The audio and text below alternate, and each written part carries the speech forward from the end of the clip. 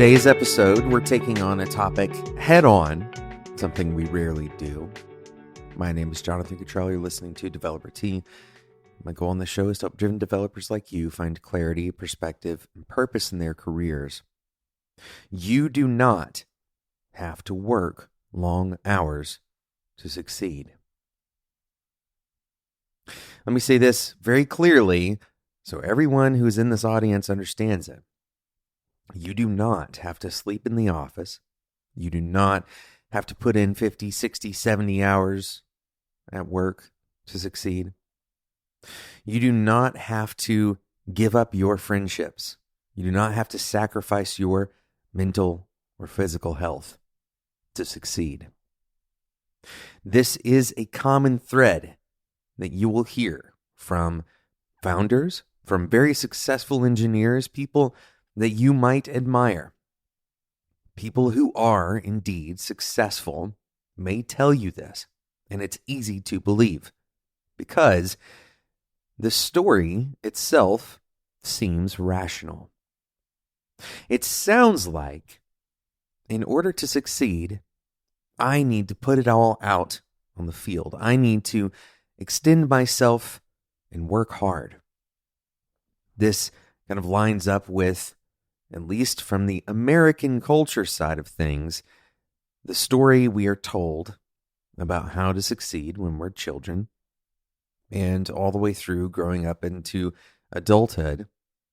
That hard work, intensity, the kinds of words that you would hear being thrown around in a world-class athletic environment are applied to our startup lives, or the lives that whatever you are doing with your career, whether you're in a startup or not, doesn't really make a difference.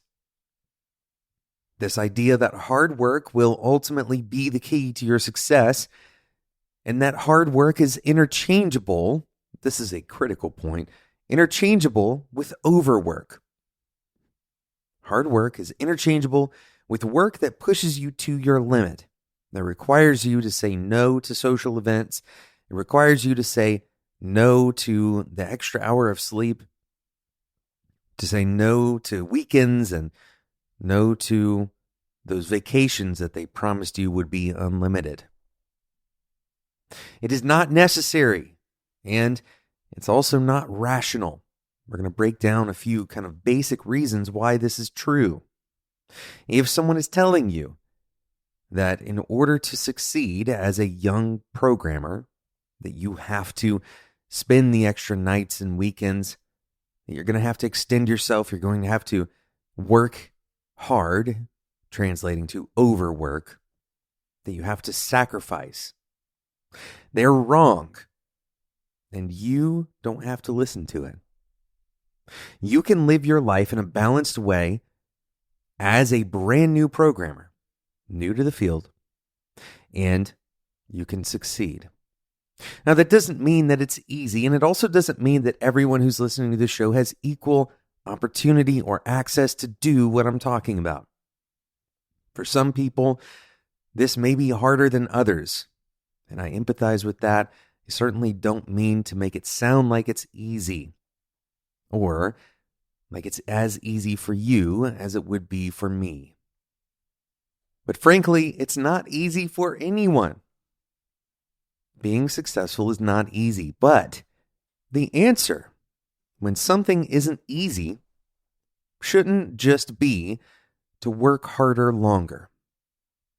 The answer to solving hard problems is not always just pure energy and time and grit. Now, before we go down the road of saying, well, there's an arbitrary line that you're drawing, Jonathan, that there's a line where it's overworking for you, but it's not for me. Well, there's actually some pretty good research around this. We all share a common kind of need, a common physiological need for rest, for example. And so there is good research to show that working for over 50 hours a week, specifically, is what the research shows, produces not only diminishing gains, but someone who works 70 hours produces exactly the same value, exactly the same amount of productivity as someone working 55 hours. For that specific study, you're working 4 times as much for the same amount of gain. This isn't a smart use of time. It's a low leverage use of your time. And time is your most critical resource. The one that we all share, the one that is not something we can recover. Another study shows that for every 5 hours you work above 47 hours, so let's say you work 52 hours where your colleague works 47 hours, you might get a 1% raise in your salary. In other words, for the people who work 52 hours, they make 1% more than the people who work 47 hours. If you do the calculation on your personal salary, whatever it is, I can almost guarantee you that 5 hours a week for the entire year is not worth that 1% difference. If you're like most people who take around 2 weeks worth of vacation, then that 5 extra hours per week translates to 250 hours. And if you were to use like a base salary of $100,000 or even $200,000, 1% of that salary is only $2,000. That's before taxes. Those 250 hours over $2,000 is $8 an hour. Now, before you answer, the person who's working 47 hours a week versus the 52 hours a week, based on this study, if they're making that same $200,000 salary that you were making before you got your $2,000 raise, they're making $85 an hour for every hour they work. Just to put a little more math behind this, the difference between what you make per hour on that extra 5 hours per week is only 80 cents. 80 cents per hour. That's what you are buying with 250 hours per year. So the math here simply doesn't check out if you're just talking about from the monetary side. But I also want to talk about from the principle side.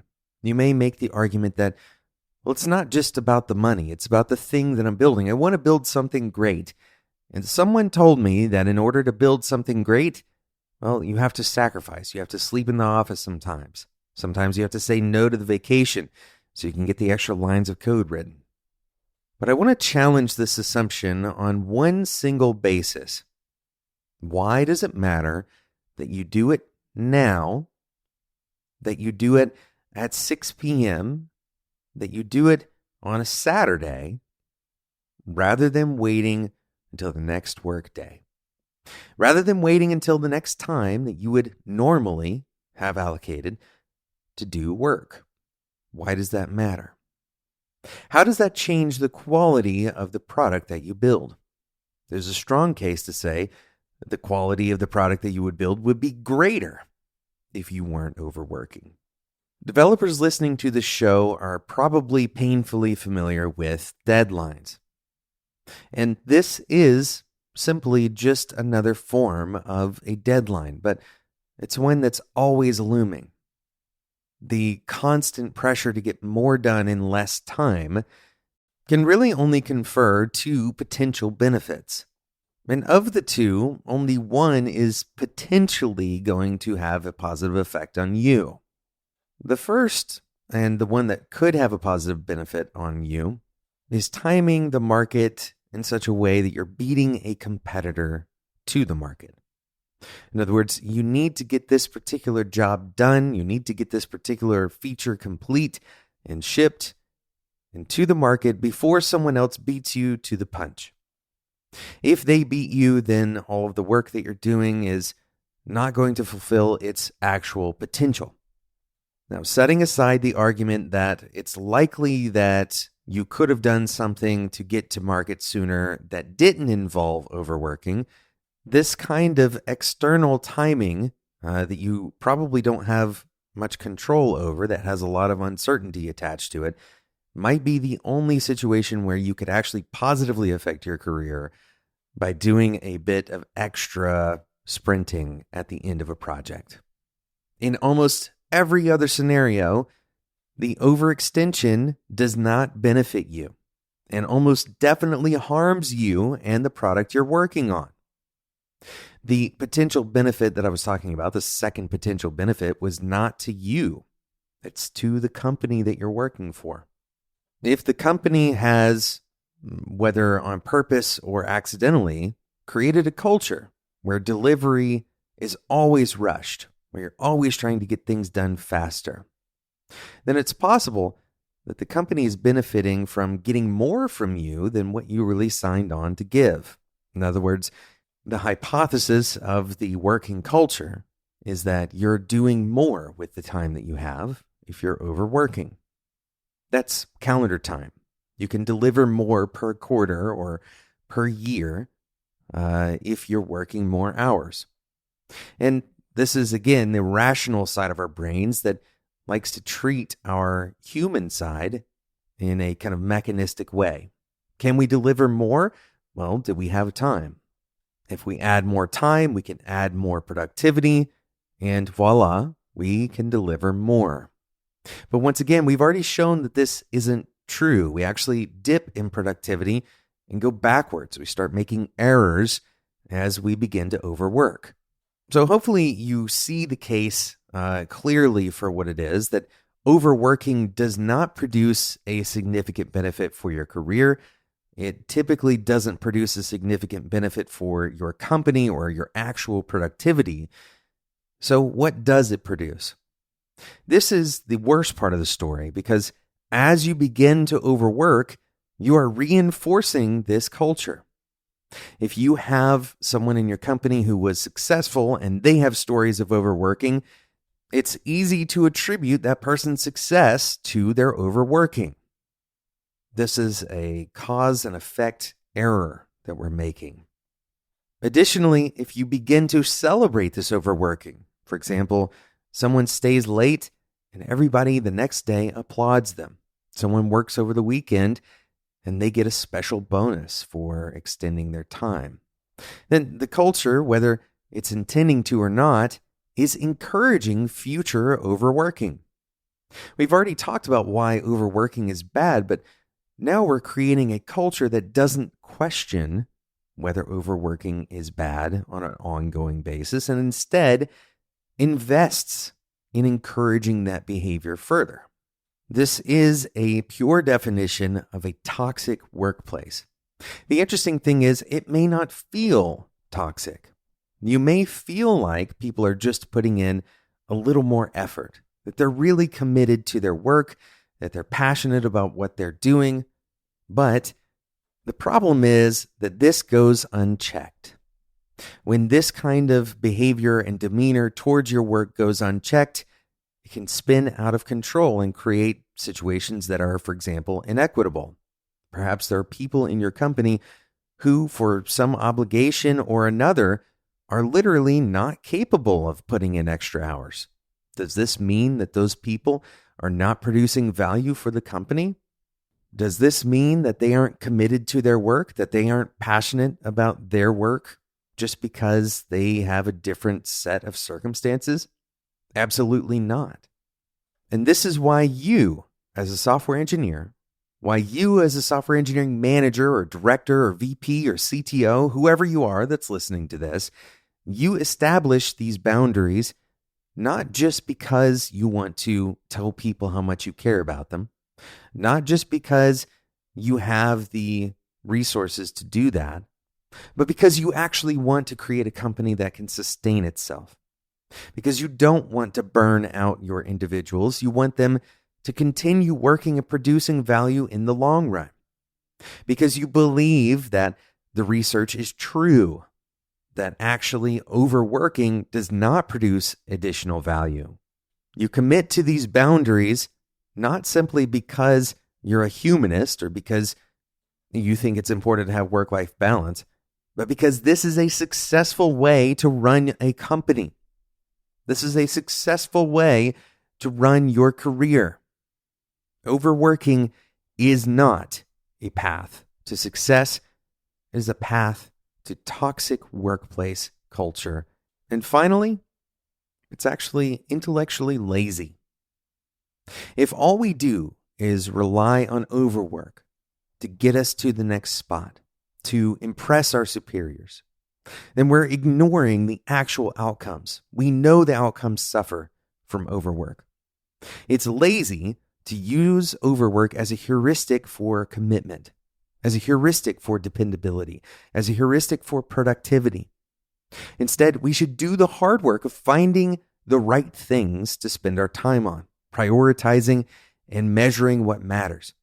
Asking people for personal sacrifices is a lazy way to identify who will be effective, who will be impactful, who will actually deliver value in their role. Overwork is a brute force algorithm for finding a path. Don't rely on overwork. It is a lazy and toxic way to build your career. Thank you for listening to today's episode of Developer Tea. I hope you understand the passion that I have for this and the backing, the research that backs this, even if there are large companies, large organizations that would directly go against this, even if they have anecdotal proof in their situations that say otherwise.